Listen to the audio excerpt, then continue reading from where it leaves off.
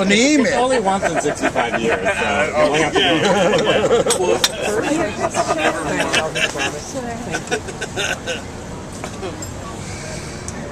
It was easy to love him in the East.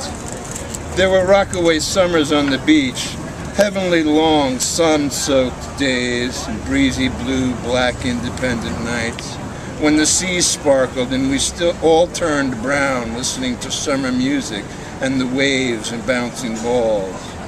There were no blue bloods here.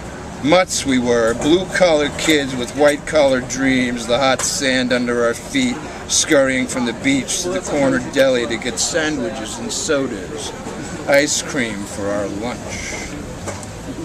We came from schools with saints' names, bishops' names, cardinals, holy mothers, holy crosses, cathedrals, and a pope. At the beach, it wasn't like inside the ghetto in Bedford-Stuyvesant by the Myrtle Avenue L, where the sunlight stuttered its way down the cobblestone streets. It was in those teenage days in the summer that I fell in love. Innocent love. The kind that gives itself 1,000 times a day and is always true. I fell in love with Dennis, who had a girl and a lot of friends, and I ached for him and gave him football cleats for his birthday in August. I talked to him and told him what I never told anyone. I told him lies to see if he believed them and was glad when he didn't because he said so, like he cared. He was the kind, if you knew him and you didn't like him or he didn't like you, the other kids would wonder what was wrong. I loved him, and he was kind, and he liked me, which was rare. In all the years since, through all the loves and lusts and yearnings, that is the love that I seek. And he was straight, and we never did it. I wish I could describe the day I met him. The place, the way it smelled, but there's no picture of it in my mind. Of other times, yes, sitting in the weeds at the edge of Howard Beach, waiting for the last bus to come and take me home. The summer air smelt of lots in Jamaica Bay, the roar of jets and the sound our voices made, sharing secrets. I remember when I told him how I loved him, how he paused, how he said, "That must be hard for you." He made it easy to love him. He never told me not to. He was not afraid of the way I felt. He just let me, and I was best man at his wedding. And by then everybody knew, because I told them. In the East, this gift of first-time love, this gift of innocence was not lost, but fulfilled. He gave me friendship and acceptance, and the love of football, for which I am still grateful every Sunday in the autumn in the West. Yeah. Hey, it's not bad, thank you. Bravo. I wasn't, yeah, no, that's exactly why I did it. Okay.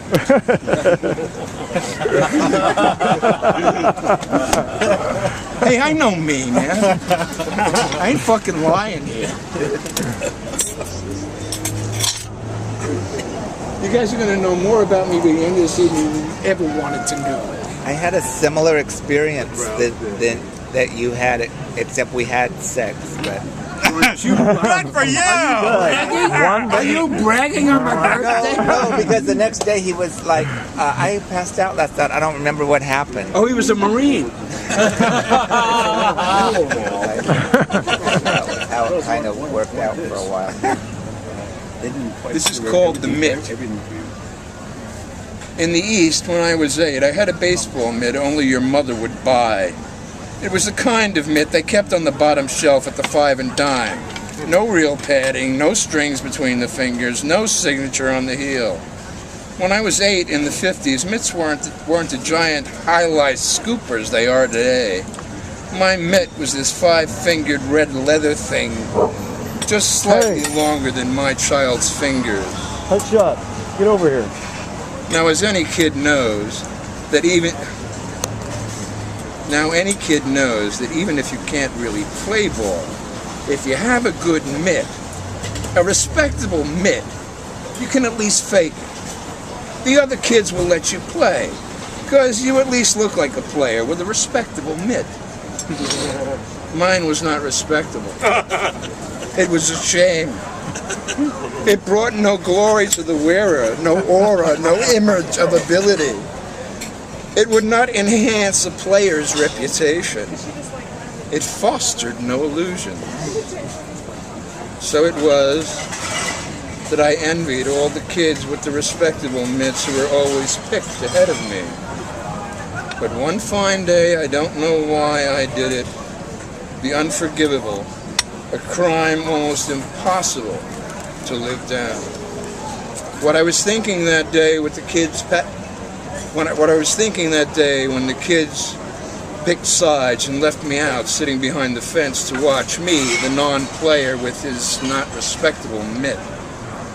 So it was as the game wore on, I decided I'd switch my mitt with someone else's. No one else would know. I was the loner after all. Who knew where I lived? Who cared? So I did it. I switched mitts. Switched my shameful bottom shelf identity for one with respectability and long fingers and string, and a name on the heel, and walked on home. It was a terrible thing to do. Hours later, there came a rapping at our door, an insistent not to be denied, open up or else rapping. My mother opened the door. I was too afraid. And there was Mr. Respectable with my glove and my shame in his hand. "The kid took my mitt," he said, "and he left this piece of crap behind." He stared at me all furious like I should die and burn in hell. My mother looked at me all shamed and teary, and I gave him back his glove, and he gave me mine, and he went away, and the door closed, and my mother said what mothers say. "How could you?" And I said, "Didn't you see his mitt?" But she didn't understand. She didn't even know there was something to understand, except her son had... I can't even say it. I lost a lot that day. Years later, after the boys' home, my cousin Eddie, who was older than I, gave me his own mitt. And it was old and brown and soft where it should be, and hard like it should be, and oiled, and had long stringed fingers, and Duke Snyder's name on the heel. It was perfect. And when he left, the glove was still mine, and I knew I'd been forgiven.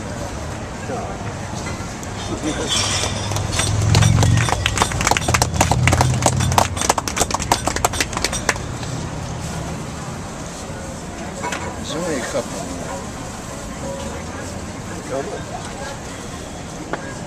Maybe I should stop and let you let me get my shit together and wait until this guy stops drumming glass and I'll shoot a bin over here. That's not part of your Well, you don't want to compete with the garbage men, really. Hey, Steven, you want some glasses? Yeah, he has a job to do. Oh, yeah. Huh? I said, No, I have my glasses. It was my concentration that was failing. oh, well, yeah. Yeah, that would do it. It is late February and I face west. At the end of San Francisco, leaning on the seawall, watching surfers wait for waves in a line before the horizon. The waves are small, almost too small to ride, and yet the line of wetsuited surfers remains. There may be a dozen waiting. I will not compete with that this time.